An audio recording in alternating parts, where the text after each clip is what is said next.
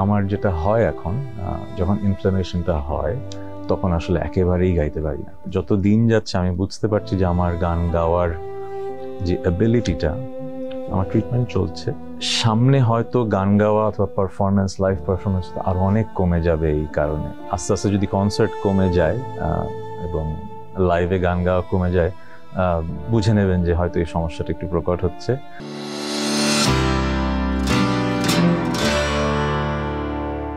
আমি একটা এই স্টোরিটা কখনো বলিনি, আজকে একটা স্টোরি বলি। Please please please.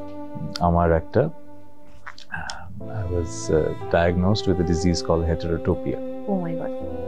এটা আজকে বলি কেন বলি, কারণ একটা বিষয় একটু কষ্ট আছে যেন বলি।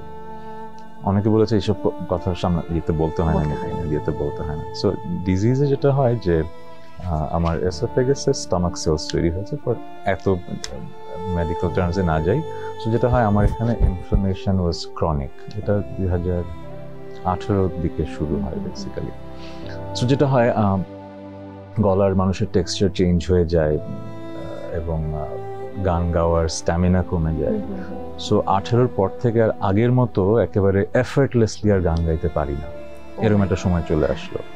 সো তখন একটা খুবই ভয় ঢুকে গেল কি আমি কি আর আগের মতো গাইতে পারবো না। এটা শুনে আমারই হুজবাম হচ্ছে।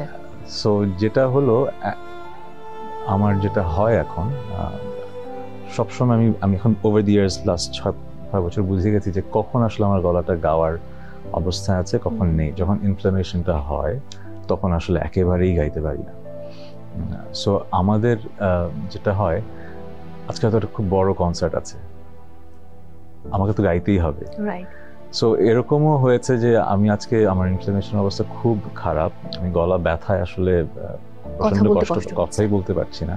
তো আমাকে ওই দিনও হয়তো 1 ঘন্টা গান গাইতে হবে। But I have been very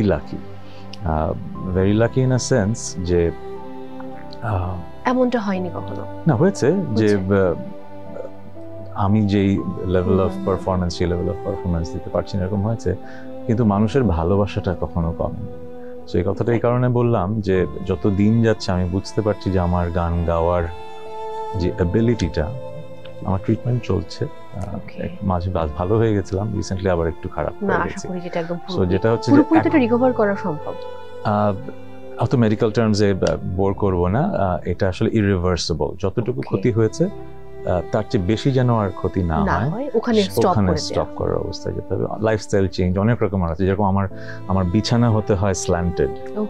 আমি নর্মাল বিছানায় শুতে পারি না, কারণ জিআরডিতে অ্যাসিড এখানে চলে এসে পুরো অনেক ঝামেলা হয়।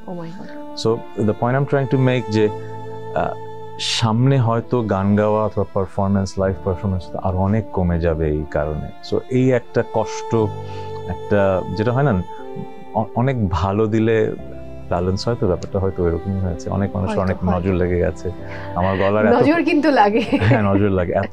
এত প্রশংসা শুনেছি আমার জীবনে, আমার লেখা, সুর করা, গাওয়া গানের, যে এখন আসলে মনে হচ্ছে যে হলো তো অনেক প্রশংসা পেয়েছি, এখন আস্তে আস্তে একটু কমিয়ে দিতে হবে। সো আজকের ইন্টারভিউ এই কথাটা সবাই ভক্তদের এবং যারা আমাকে ভালোবাসেন জানিয়ে দিলাম। আস্তে আস্তে যদি কনসার্ট কমে যায় এবং লাইভে গান গাওয়া কমে যায়, বুঝে নেবেন যে হয়তো এই সমস্যাটা একটু প্রকট হচ্ছে। আর দোয়া করবেন যেন এই সমস্যাটা যতটুকু হয়েছে এর বেশি যেন না হয়।